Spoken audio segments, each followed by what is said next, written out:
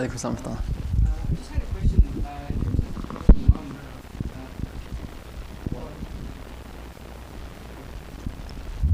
I had a question in terms of the 12th Imam. Is he in this world only in a spiritual sense until he makes his appearance, or is he actually a physical body in this world helping that we just aren't able to recognize? It's the latter. He is present among us. According to a hadith, he walks. He's there with you. I believe the expression is he walks on the same carpets as you walk on. He's in the same markets as you are. He according to hadith, he attends the Mosim, the Hajj as well too. That's why the translation of ghaiba, according to one scholar, he translated as the inaccessibility of the Imam. Not that it's a disappearance of the Imam. No, he's inaccessible in the sense that he's there, but we can't access him. We don't know like what address to go to get to him. But definitely he is with us. And then the experiences that have been reported widely of individuals who have encountered the Imam, that he's been there to help them, also indicate to us that he is amongst us. And also the notion of the hujjah of Allah, that there is a living proof of Allah on the earth, fil ard. That means that there has to be a being on the earth who is with humanity. Otherwise the whole purpose of creation is nullified. And then we are told in hadith also that when the Imam will do the dhuhr, people will say that, they'll recognize him. They'll say that it's something like that he was with us, like as if we knew him but we didn't recognize him. It won't be something like that. He comes from outer space or something like that. Sisters, any? Okay, we can make it short then. Yeah, brothers. Yeah, alaikum salam. In regards to you, I know you touched upon like the concept of rajat and whatnot, but if like just me personally, when I think about it, it's like there's like thousands of generations, hundreds of generations of Shias that came before us. They probably had a sheikh just like you telling them the same topic. We prepare for the Imam and whatnot. So now, 1400 years later, I'm thinking like all those people probably thought the same thing, but they're all gone now. So someone like me, when I think of that, it's almost like it's like demotivates you, kind of. You get what I'm trying to say? Mm-hmm. Like it kind of demotivates you. Like, hey, they're dead now. But I know you answered it with the concept of raja. But as far as I know, like it's not everyone will be revived. Like, is it like how does that concept work? Let's just say we do all the responsibilities, and when we pass away before the zuhur comes, right? And then when he does arrive, does everyone just come like that, or how does the concept of rajat work in that perspective? So let me just try to make sure I understand the question. You're saying that it's demotivating because of the sheer number of people, or? That have already gone through this phase. They're like, so they're dead. Someone told them, hey, okay. Prepare. Sure. And then you think about it, hey, they prepared was kind of like the preparation kind of went to waste. Okay, so that's exactly the point. Suppose that you're saying they went to waste, right? Yeah. Which you answered. You kind of answered. No, but I think that's a fundamental point, that in terms of our perspective, right? Like, we have to understand that this world works operates on the basis of causes and effects, right? Sometimes you can set something into motion that you don't see the fruits of that action until like many generations down, right? But you're the one who set it into place, right? So you are just as part of that as the person who's there 7 generations. In fact, you're more responsible for it than that person 7 generations down, right? Suppose you're the one who, like, I don't know, does something monumental in terms of preserving and increasing the faith of the Shia. It was but it took a long while before that actually reached fruition, right? So, the example of our Prophet, sallallahu alaihi wa alihi, right? Did we achieve that perfect global society during his time? No. But he set into motion the process that would eventually lead to that, right? But then his time in the earth, expired. So I, as an individual, need to be looking and saying, okay, what is my responsibility with regards to intidhar and preparing the grounds when it comes to myself, my family, and my society for the Imam? And I have to do my responsibilities towards that. The weight of that, the measure of that, is something which is in the hands of God. He's looking at the sincerity and the intention and the ikhlas behind our actions, how best we make of the capabilities that He gives to us. And we shouldn't dismay, whether we be old or whether we be young. The important thing is that I have to be trying my best at every moment. Okay? And according to the hadith that I quoted, right, it will be the choice of the believers, right? People who die, and they are true believers, meaning that a true believer is one who doesn't just content themselves with kind of like, okay, let me just do my wajibat and kick back. No, they're striving to implement justice, right? They're working. Whatever best, maybe the best they can do is within their family, right? But they're doing the best they can do. Those believers will be given the option, right? And then there'll be those who will be among the elite, right? There'll be those who will be among the secondary rank, and there'll be those who will be a general part. But the point is that they will be part of that mission as well too. So I think there's no need to dismay. There's a lot of hope actually that into that. I wouldn't imagine what kind of picture would we have of Islam and of the future if we didn't have the Imam, and we didn't have this concept. Right? Yes, sister. What specifically can the youth, both as a community and individually, do to prepare for the Imam? Okay, well, it's a very general question. It's a good question. That's sort of like the question for this presentation as a whole, right? I mean, but maybe if you're asking just about the youth, okay, what can the youth do? Do you mean like youth as in like a youth individual, or the youth as in youth committee? Sister? I think both. And both, okay. All right, so youth as individuals, okay, so first of all, like, a young person is somebody who's very beloved in the eyes of Allah. And a youth, somebody who's young and is able to overcome the challenges of the dunya, these temptations of the dunya that are pulling at every sense that they have, whether it be their ears, whether it be their eyes, whatever it is, it's pulling at them. If they're able to resist that, then they have a lot of value in the eyes of Allah subhanahu wa ta'ala, a lot of value in the eyes of the Imam. And that itself is a great act of being those who practice their wajibat, stay away from those things which are haram, learning about their religion. We're told in hadith from the Imams that one of the Imams says that if I were to come across a young person, a youth from my Shi'as who is not engaging in deep study of the religion, then I would, in one hadith, I would whip him. I would whip him if he's not engaged in deep study of the religion. Right?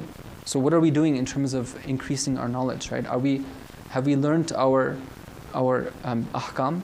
Do we understand what our responsibilities are? For example, sometimes we think that okay, we got it down, right? But we don't realize that it's not just about like my rules of shakiyat and namaz or something, which is important. Okay. Let me give you an example, right? Like one of the lines that you'll find in the Risalas is that when it comes to believers, it's haram to make fun of them. It's haram to put them down. It's haram to criticize them in a negative way. It's haram to use foul language, right? It's haram to do ghiba. Now, what is ghiba? When is it the ghiba is allowed and when is the ghiba is not allowed? These type of details, right? We need to learn things at a deep level so we understand, what is it that's valid and what's not valid, right? And above and beyond that as well, too, let's be those people who are studying Arabic, learning the Arabic language so that we can better appreciate the Quran and better appreciate the ahadith. Once we don't have to learn the Arabic language as a whole, just the level of Arabic which is necessary in order to understand Quran and du'as, right?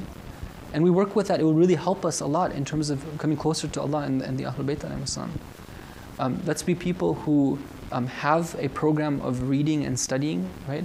A certain curriculum for ourselves that we've gotten from the scholars, even if we've graduated from our Sunday schools, right?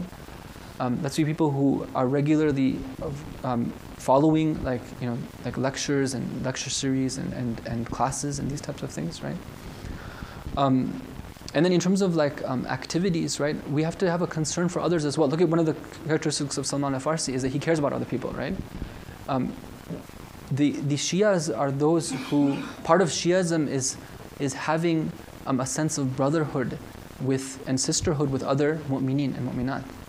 And this is very important, right? If I see that there are others who are not as keen or enthusiastic about the religion, maybe they're not as practicing as I am, I should never ever look down upon them. But rather, to the extent that I can, I should help them by befriending them and showing them with my actions what Shiism and what Islam actually gives me, right? And impress upon them in that way. And once in a while, mention things as well too, a few inspirational points, and inshallah they will come in. I should try to reach out to them. I should try to organize programs for them, bring them to the mosque, bring them for Salatul Jama'ah. If I want to go out, for example, want to go out to eat at a halal restaurant, let's meet for Salatul Jama'ah and then let's go out, right? This is the type of practices which really make a difference, right? You might ask, what's the difference, right? We'll just meet after prayers, right? It makes a huge difference, right? You start out on the right foot, you'll see what kind of difference of an impact it makes in the actual gathering that you have itself. But the important thing is to be active, brothers and sisters, not to retreat into our own shells, right? With the population that you have here of Muslims and mu'mineen, the amount of young enthusiasm and passion, there should be a lot of activity going on. This should be one of the hubs of education and of activism in the Shia Western world. It should be. If it's not, then we need to figure out what we need to do in order to get there.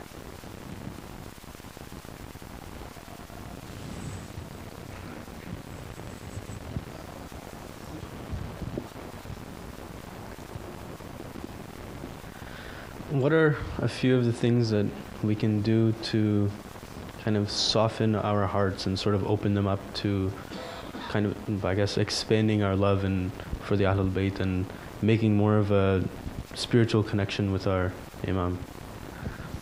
The first thing that comes to mind is inspired from a hadith, which the essence of it is this, that ما جفت الدموع إلا بقسوة القلوب وما قست القلوب إلا بكثرة الذنوب. This is the gist of it, that the tears do not dry up except when the hearts become hardened. And Shaykh Salim can inshallah correct me. And the hearts do not become hardened except with the plentifulness of sins. So if we think that the hardening of our hearts or the lack of tears, the tears that we had inshallah on the nights of Qadr that we don't experience now, if we think that it's due to anything besides our own sins, then we have to think again. Now, people might ask, wait a minute, no, I'm doing my wajibat, I'm still praying, right? I'm still, I'm observing my hijab, I eat halal meat, right? I'm earning halal income. What's going on, right? The main reason for what's going on is that we think that we are doing our duties, but actually we're not, because we have no way of guaranteeing that. It's just a claim. It's just something we say that, okay, I'm doing that, right? But how do we know?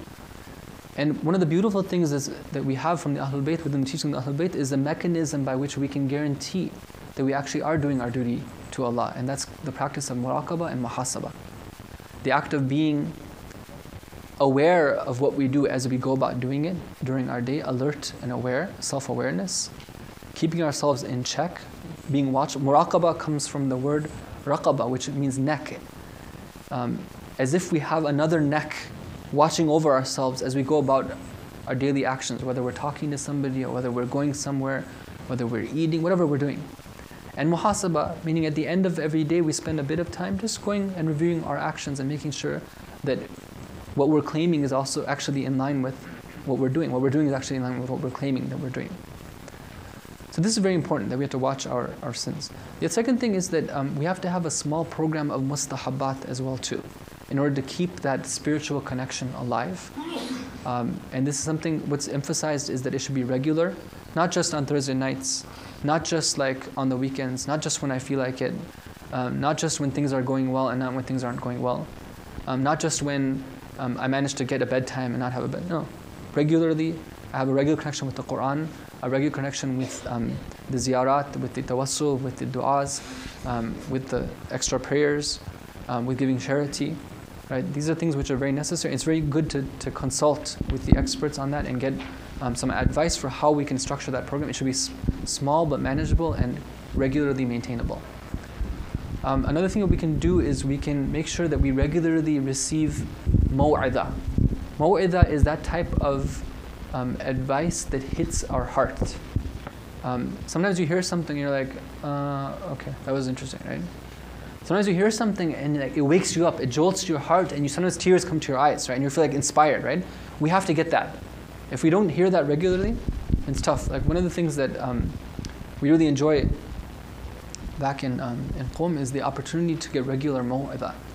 And sometimes you come out of these like classes given by these teachers who speak from their hearts and it hits your heart. You feel like the world changed for you, you know? Like it's like this like sort of like you've gone through like a waterfall and like just like wow, you know, like and everything is like just crystal clear for you, and you're like, okay, shaitan, bring it on, I'm ready to fight you right now, you know, like, you know. It's very, very important to have that, and that's something that the reminder, the maw'idah. These are some points that come to mind. Sisters?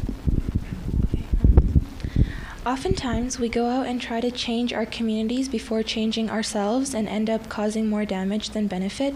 Would you recommend having a good start on working on ourselves before becoming active in the community? Also, how can we do this? It's a very good question, and the answer is a bit delicate. Yes, as a whole, we do have that principle that we have to work on ourselves before we can work on others. Okay? And I sort of did mention that a bit, that if we're, for example, involved in social justice, we shouldn't do that at the expense of our personal justice. Like, I'm willing to throw myself into hell in order to save you from hell. Well, that doesn't really make sense, right?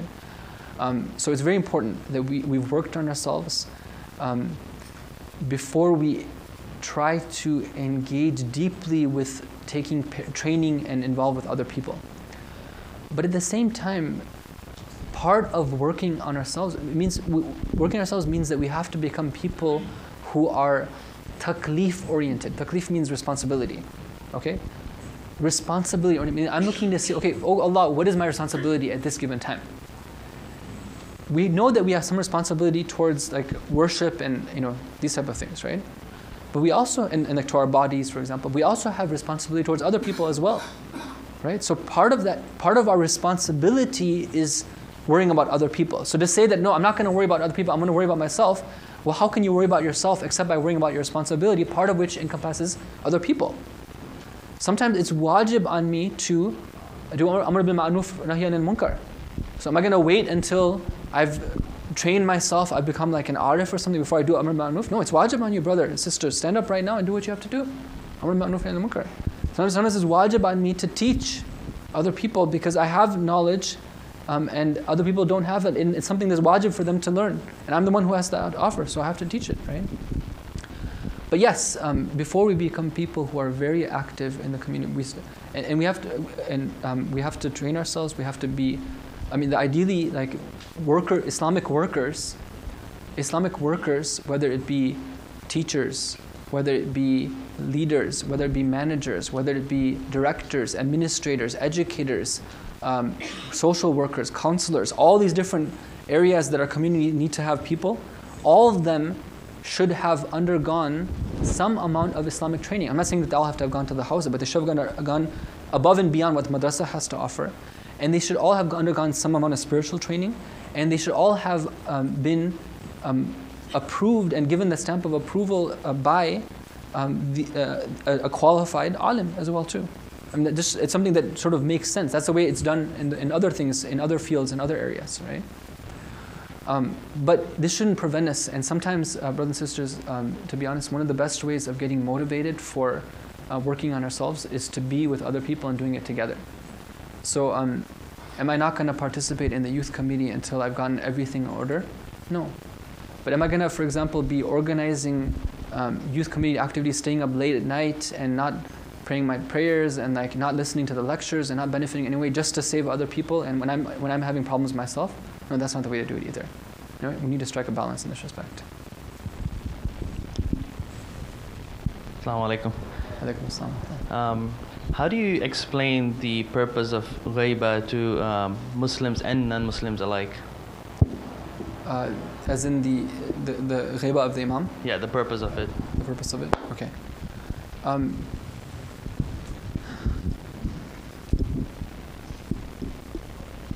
The true purpose, like the true reason for why the ghaiba has taken place is something which is known only to Allah.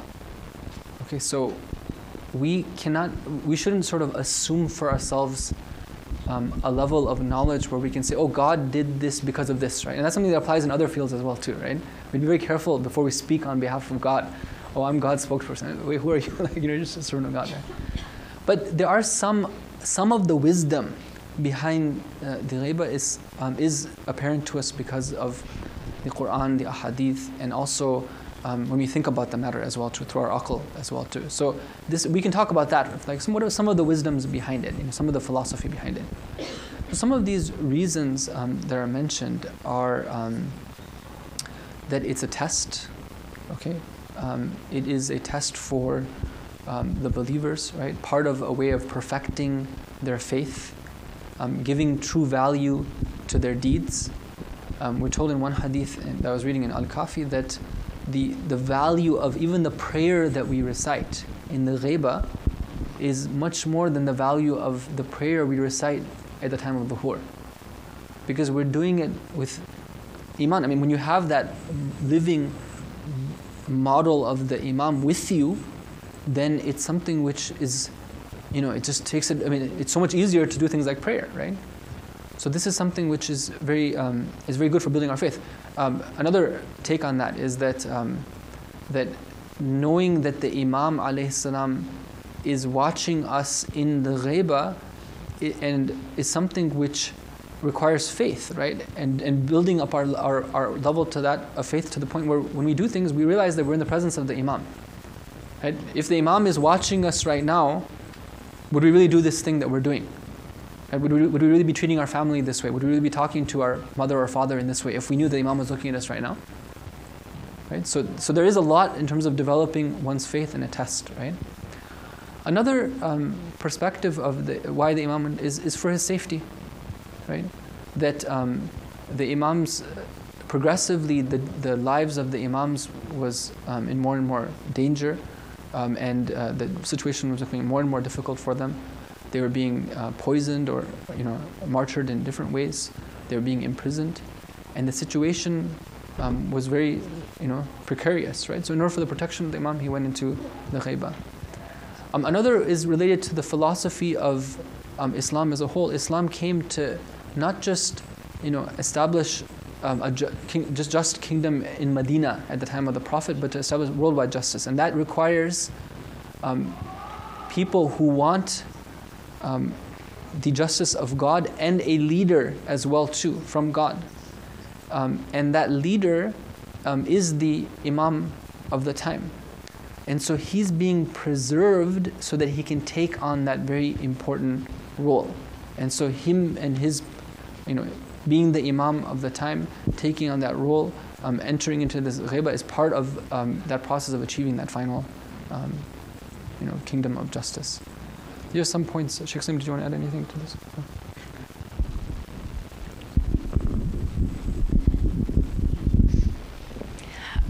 A couple of days ago, I guess I read a hadith which was along the lines of, in the absence, it was a hadith of our Imam who was telling one of his companions something along the lines of, in the absence of the Imam of your time, stay as close to the ground as possible, or do not move your arms and legs, and do not associate with anyone until he comes.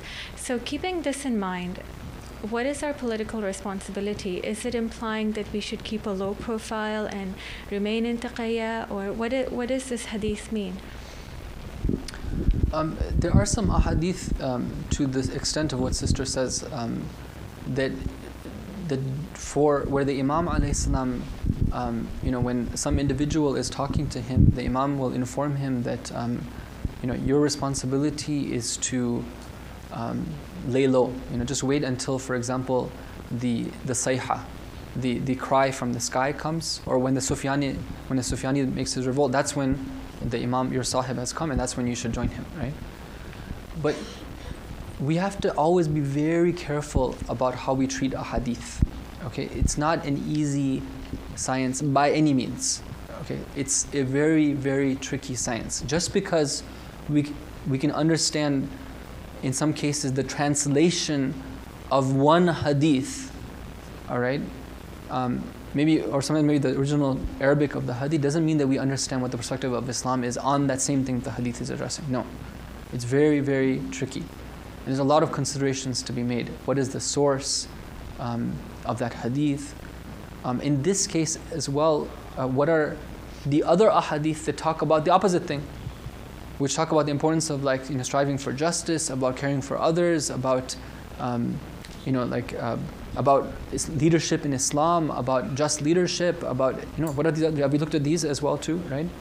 So very important that we sort of ask as the sister is doing and try to clarify. These ahadith that have been mentioned, if we examine them, they fall into a few different categories. One category is where the Imam is talking to a very specific individual, and because of something about that individual, the Imam wants to give him something which is very clear instruction. For example, in this one, the individual is somebody who's very simple-minded.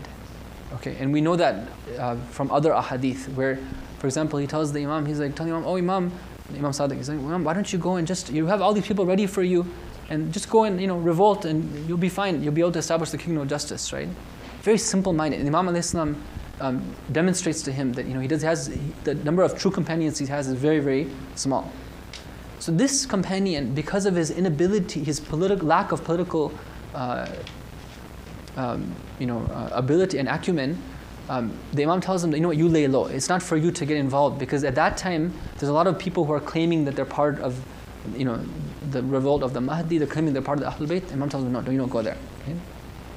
There's another type of set of ahadith where the Imams tell certain companions that that if you see someone uprising and claiming to be from us, who's not the Mahdi, who's not our Qaim, then don't go with him. Okay, and so that's another thing that we have, that if somebody claims to do something on behalf of the Ahlul Bayt, who's not, meaning that I am appointed by the Ahlul Bayt to do this, I'm a naib of the Imam in the time of the Ghaibatul Kubra, no, we don't accept that either. Right? So some of them fall into that as well too.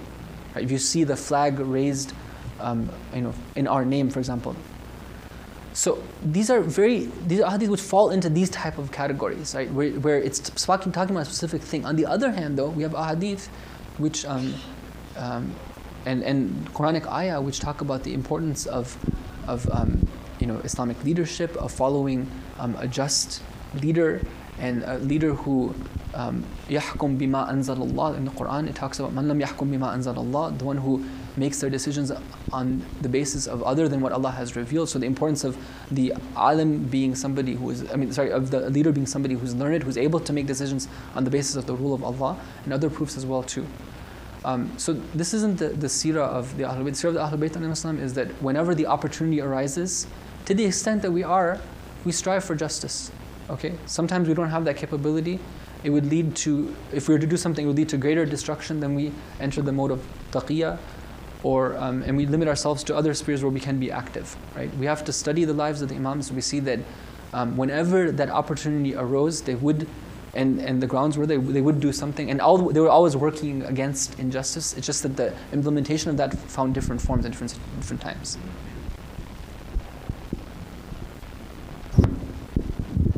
Assalamu alaikum. Just wanted to ask a quick question. We're told that the person who dies without knowing the Imam of his time dies the death of Jahiliyyah. How can we get to know our Imam to whom we don't have access? There's different levels of knowing. Okay, one of them is knowing, that we have an Imam, right? Recognizing that there is an Imam, and that comes from our understanding of imama and wilaya, right? That there is an Imam. So that's one level. Another one is knowing him in the sense that knowing what he wants from us, what are our responsibilities towards him, right? And fulfilling that means like the deen of Islam as taught to us by his forefathers, right? And practicing that. And then there's the knowing which takes place at a spiritual level. Like if I want to become close to you, right? Can I become close to you if I'm completely different than you? I don't do anything. I don't have any sort of like compatibility with you. No. So the more one purifies himself, they make their character and their person and their relationship with Allah closer to the way the Imam is, the more they will become closer to the Imam. And then who's to say that barrier and that hijab has to be there between them and the Imam? There have been individuals in history who haven't had that barrier with them. The Imam hasn't been in ghaibah for them on a personal level. Right? They've known him at a different level.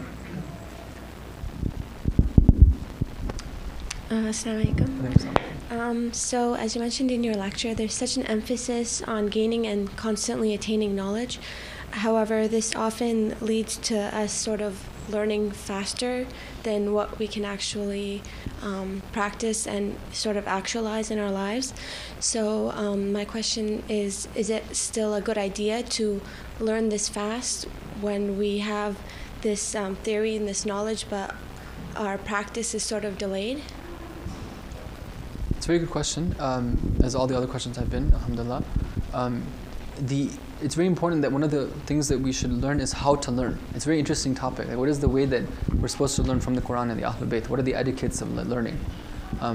This isn't the place to talk about all of them, but just briefly with regard to the specific thing that you mentioned, that yes, there is the concept of moderation. Let me give you an example. Like the Prophet ﷺ, when according to hadith, when he would receive a revelation, he would have the companions, right?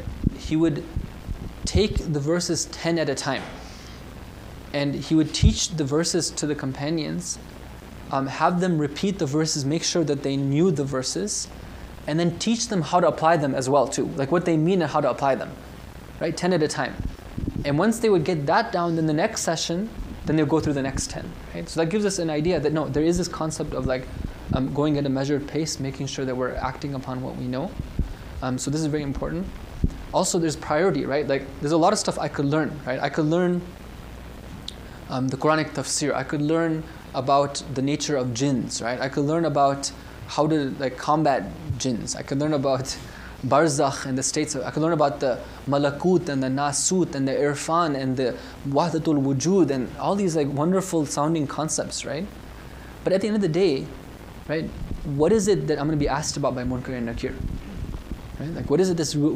What's my responsibility towards God? Right? That's what I gotta learn. So those things which affect my ibadah, those things which affect my awareness of Allah, His attributes, His presence, how I can get to shuhud, right? How can I get to that higher level of faith? How can I get to the point where I love God and the Ahlul Bayt? How can I get to the point where I love reciting Quran, where I feel something in my prayer? How is the wise? What is the way that I'm supposed to interact with other human beings, whether they be Muslims or non-Muslims, whether they be Shias or not Shias, my family, not family, my parents, my responsibilities, my rights. These are very important topics of knowledge that we have to learn.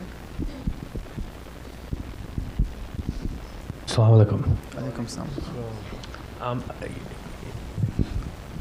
We understand there's approximately 400 million Shias around the world. I think that's the latest number, 300, 400. We also know that when our 12th Imam arises, that he will have 313 lieutenants. And we also, I have read that when he appears on the scene, it is as if he has brought a new religion with him. What does that mean? I guess that's my question. What does that mean, that he has a new religion with him? Is it that he will be discussing things that the majority of the Shias don't know and we resist? If you can elaborate on that, please. Sure. I just wanted to clarify the question. The first part where you mentioned the 313, how is that related to this second part where you asked about the new religion thing? The reason is, every Shia is, praying every day about, the arrival of the 12th Imam. Yeah. And we know that when the 12th Imam comes, that really he only has a group of 313 out of 500 million or 400 million. So that's a fraction of the amount of Shias. Okay. Now, why isn't the majority of the Shias, accepting him as the Imam? Is it because he's bringing information that they don't know and they're resisting? Okay. Why are they resisting? Is it because of their lack of knowledge or their instructors that instruct them? Okay. These are the questions I'm asking. Okay.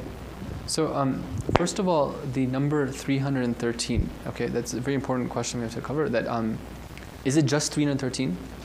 Right? First of all, this comes to us from hadith, okay, and there's more than one hadith about this, that the Imam will have 313 who will join him from the beginning, okay?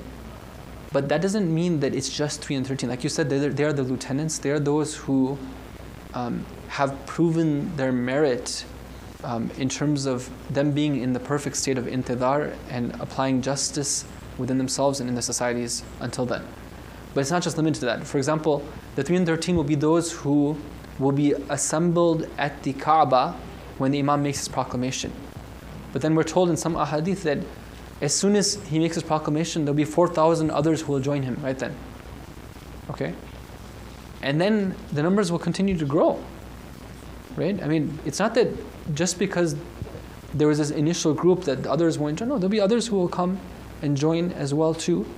And it will be like any other movement and mission, right? That when people have the chance to evaluate and they see that, oh, this is actually the thing that we've been promised, right? And Allah and His Messenger, they kept their promise, and this is what it is, right? People will be flocking afwaja, as the Quran says, like, wave after wave, right? So no, there's nothing to say that there will be such a fraction of people, and the people, when the Imam alayhi salam, even though he will be making use of some miraculous means, but the way that he'll be spreading the message, the primary way will be through appealing to people's aql and talking to them on the basis of reason, right? And pointing out how all the systems and faiths that you're following, other than those who have followed the true Islam, that all of this hasn't taken you nowhere, right? There's only one solution for salvation and success. Now, as far as the second part of the question, that has to do with deviations in the religion. I mean, you look at the way that, for example, the Wahhabis have taken Islam and what they've done to it, right? They stripped it of so many beautiful things that it has, and they themselves cry out against bid'ah, but they are some of the biggest innovators themselves, right? And what they've put into so-called their faith, right? What kind of creed is that they have? Is that Islam? Yeah, okay, we accept them as Muslims. I mean, those who don't have enmity toward the Ahlul Bayt, we accept them as Muslims on a fiqhi level. But in terms of ideology, they've stripped out a lot of what Islam has to offer, the beautiful parts of Islam. So when the Imam comes, I mean, it will be, and this is the Islam, this is the true Islam. It would be something that would be foreign in some respects to a lot of people who thought they knew what Islam is all about. Okay, so I've been thinking about this for a bit, and I looked at historical situations in the past, and I've noticed that Allah subhanahu wa ta'ala is always testing His current chosen nation. For example, when Hazrat Musa appeared on the scene, the test of Hazrat Musa wasn't necessarily for Pharaoh, it was for the Yehudis at that time, who were considered the chosen people or Allah's favorite nation. Now here we are believers in the 12th Imam. We have accepted all the way up to the 11th Imam, and the 12th Imam is technically our test. So wouldn't it really be a conversation towards the Shias more than anything than the Wahhabis? Because I think the Wahhabis, I think they already failed their test a while back. Yeah, there's a lot of Shias who are in a sort of comfort zone. They're in a comfort zone with regard to their faith. They don't really feel that they're being tested in that respect. It's like they have this sense of We are the chosen people. It's like Anta ya Ali. That we have that. What is the verse from the Quran where where the Prophet tells Imam Ali you are the victorious ones. The verse isn't coming to me right now, but anyhow, it's we're the chosen one, we're the victorious ones, right? This is something which is very dangerous, right? When we get into that comfort zone, right? Sayyidah Fatima has my back, right? She's going to take care of me in the Day of Judgment. Right? This isn't the way it works, right? We have to always feel like we're tested. The pressure is more on us, right? That we've been given the access to those teachings, right? Then the responsibility is even more. As we're told in a hadith that when the Imam does his duhur, some of those who we thought would definitely be those who would take the affair and hold on to it will be the first ones to turn against the Imam. And some of those who were worshippers of other idols and these things, they will become followers of the Imam. Because they're, in terms of how much they've spoiled their fitrah and how much they've turned away from their original creation, somebody who knowingly does so, they're in a worse position than somebody who unknowingly does so, right?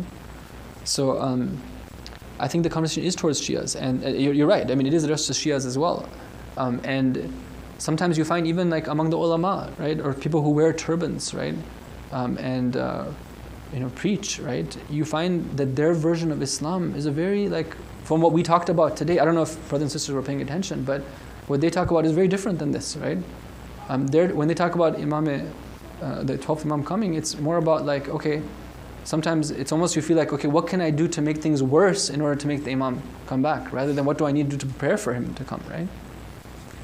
So that's why in hadith we're told that some of the first people to be killed will be the so-called ulama of that time. They'll object to the Imam alayhi salam. Okay, I think inshallah we'll go till 10:30, which is 5 minutes more. And then I'll stick around for any informal type of conversation that either the sisters or brothers would like to have at that time, inshallah. Sisters, anything from your side?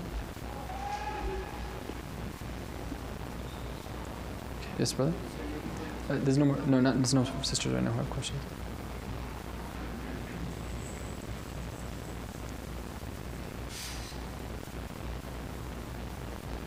I had one question that I've been thinking about for a while.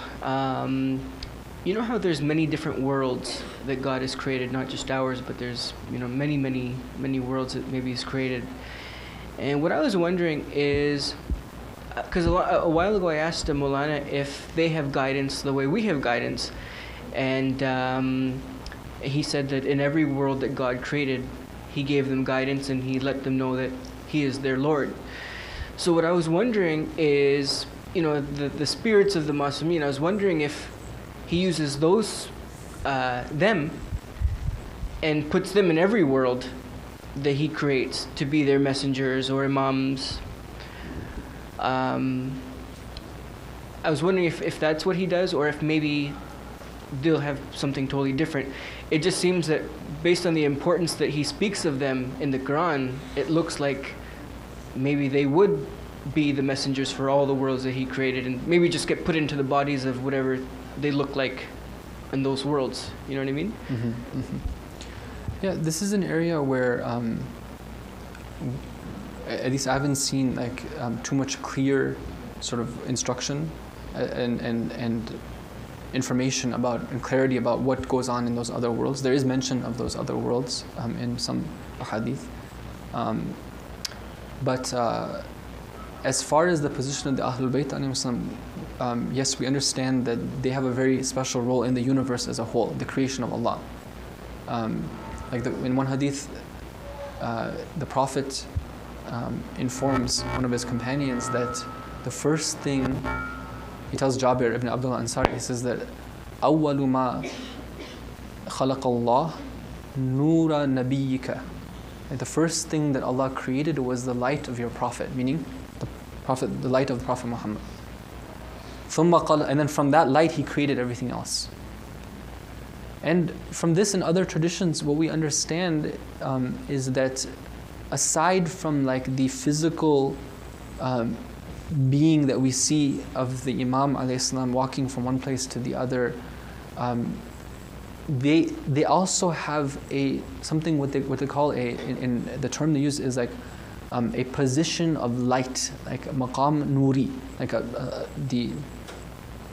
a metaphysical position in the universe, okay, where in that form it's not a form which is limited by their body, it's a position of their soul, right? It's a level, elevated status of their soul, where in that position they are mirrors of the perfection of Allah, okay, and those attributes of Allah, that they are the manifestation of Allah being knowledgeable and the one who governs affairs and is in charge of things. So to that extent, we do know. Now, as far as the particulars of how that comes about when it comes to those worlds and everything like that, one can speculate and say things perhaps along the lines of what you said. But I don't wish to speculate. I just want to leave it at that right now. Like that's sort of where the level of my knowledge regarding it. Okay, any last question? Yes, sister? One and then two, inshallah, one up then. Yeah. I guess I've been watching too much TV. So I've seen these shows like Mukhtar-Nama and Sargashti, and they constantly depict people who were lovers of the Ahlul Bayt, who loved the Ahlul Bayt, yet they made the wrong decisions. They chose to not take the side of the Imam, or they chose to fight against him. So how do we evaluate ourselves? On the face of it, yes, we are practicing Muslims or believing Muslims, we love the Ahlul Bayt, yet there's always this danger of, I guess, making the wrong choice. So how do we evaluate ourselves? Where do we stand in our belief? Yeah, very good question. As all the other questions have been too, alhamdulillah. One of the verses the Quran tells us, in tattaqullah yaj'al lakum furqana. If you have taqwa of Allah, then He will give you a furqan. Furqan means something which separates truth and falsehood for you, some way that you know what's right and what's wrong. Right? And this is something which is very important right now, because brothers and sisters, we're living at a time where truth and falsehood is being mixed up, wherever you go, right? Look at the media, look at your newspapers. I was shocked. I was reading the Toronto Star at how much truth and falsehood is mixed together, just the way that they arrange pictures and put headlines and everything. It's terrible, right? So we need that right now, and we especially need it leading up to the times of the dhuhur, and especially during the dhuhur as well too, right? We need that furqan, something that tells us what's right and what's wrong. God forbid that we should make a mistake, and the key to that is having taqwa, right? Taqwa meaning that at first level that we adhere to our responsibilities in front of God, and we act on them, right? We don't slip up, right? We don't take things easy. Right? If we take things easy, it's going to have a lot of effects in this world right here, and including, being part of the wrong party. Right? You think those people who were facing Imam Hussein didn't pray? Some of them were hafiz of the Quran, right? And they thought they were doing kulluhum yataqarrabuna ila Allah. They thought, according to a hadith from Imam Sajjad alayhi salam, 30,000 men thought that they were getting closer to Allah by killing Imam Hussein alayhi salam. Right? God forbid that we should make the wrong choice because of our sins, right? That's one thing. The other thing is that we have to understand what is the role of our intellect. We live in a society, especially those of you who will be going to university or have gone to university, you'll know that they teach you that as if they teach you that you're, as if they want you to feel that you're God when it comes to your ability to determine what's right and what's wrong. You yourself, this is what you're learning. Okay, this is sort of what they're telling you. I don't tell you this in these words, but it's kind of hidden. You yourself are capable of determining everything that's right and everything that's wrong. Don't listen to any authority. Don't think that anything is sacred. Don't think that anything is untouchable. Don't submit to a higher authority. Nothing. No, you yourself are capable of everything. Right? Whatever you say goes. That's the type of mentality that's being built up, especially in the academic institutions. Somebody who starts worshiping their own ability, right? They're going to go the wrong way, right? They'll be like, okay, oh Imam, you have your opinion, but this is my opinion, I'm going to go with it, right? Whereas the true person who truly exercises aql realizes, there's some places where I myself am not capable of making that decision. Right? I don't know. So I'm going to submit, right? There's some places where my aql tells me that, This is a place for me to shut up and listen, right? Like isma, like there's sometimes like you would wonder why don't those companions just listen to the Imam Ali? What's wrong with him? Why did they give Imam Ali so much trouble, right? So this is one thing we have to be very careful about not being caught into that trap, and be very careful when it comes to our approach with academics. Don't throw ourselves into. Sometimes people they tell me after they've like gone 3 years, 4 years down a certain degree, they're like, I'm starting to lose faith, right, because of those things that I'm reading and being subject to. I'm like, why did you throw yourself into the deep end without a life jacket? Who told you to do that, right? You had the choice yourself. I'm not saying we don't engage ourselves academically. No, I'm all for that, but with the right approach, with the right life jacket, with the proper background, right? We have to be very careful about what we study, especially those who are going into the liberal arts. One last question from brother, and then no? One last question, inshallah, then sorry. I just want to ask you about today and whatever is going on. Yeah. With the Twelfth Imam al-Mahdi. Okay. The current events. A lot of Shia peoples are going to be killed by the other Muslim peoples in this world. What's our duty and responsibility to protect them and to be aware of the other people of the world that whoever is doing it is not a Muslim or what we get to do? Okay, and then what was your question? Sorry. Not related to that. And then brother, what was your question?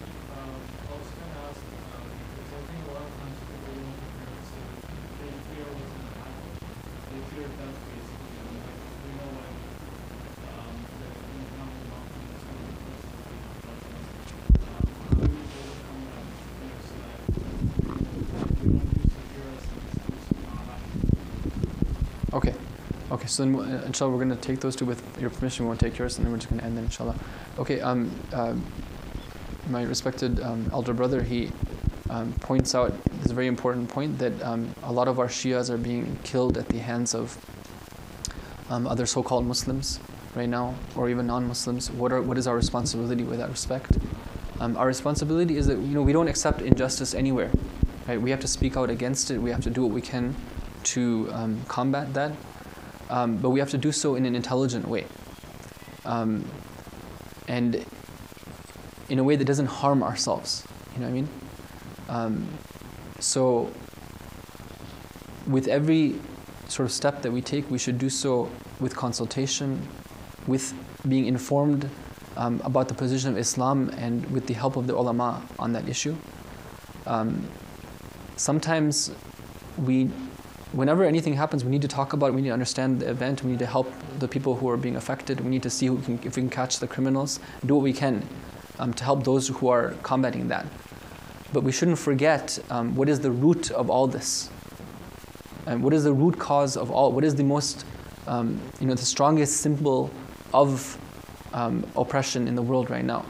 If we see that, in Pakistan, for example, our Shia brothers are being killed, we shouldn't think that it's not related to Israel and what's happening to Muslims in Israel.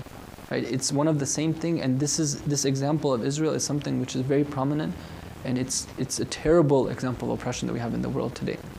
So we shouldn't get caught into that sort of thing that, we're only going to speak out about Shia causes, not speak out about Muslim causes. No, it's one and the same thing, and we have to understand everything has priority and everything has responsibility, and we need to do things in a coordinated sort of way.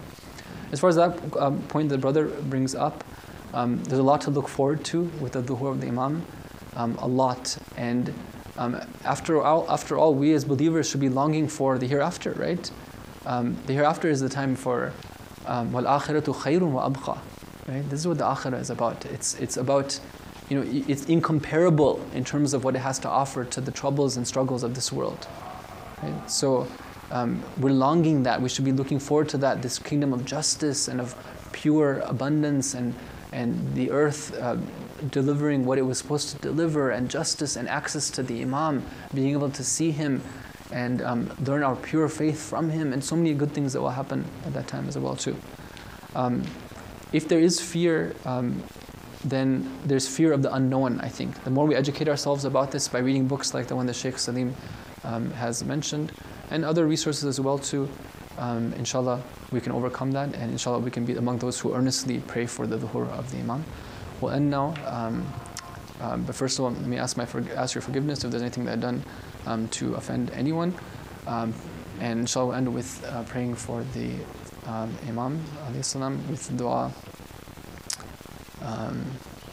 One of the du'as of Faraj. بسم الله الرحمن الرحيم اللهم صل على محمد وآل محمد إلهي عظم البلاء وبرح الخفاء وانكشف الغطاء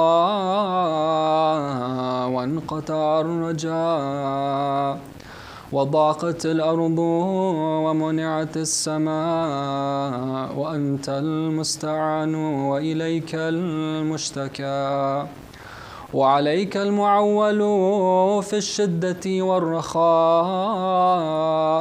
اللهم صل على محمد وآل محمد أولي الأمر الذين فرضت علينا طاعتهم وعرفتنا بذلك منزلتهم ففرج عنا بحقهم فرجا عاجلا قريبا كلمح البصر أو هو أقرب يا محمد يا علي يا علي يا محمد اكفياني فإنكما كافيان وانصراني فإنكما ناصران يا مولانا يا صاحب الزمان الغوث الغوث الغوث أدركنا أدركنا أدركنا الساعة الساعة الساعة العجل العجل العجل برحمتك يا أرحم الراحمين وصلى اللهم على محمد وآله الطاهرين.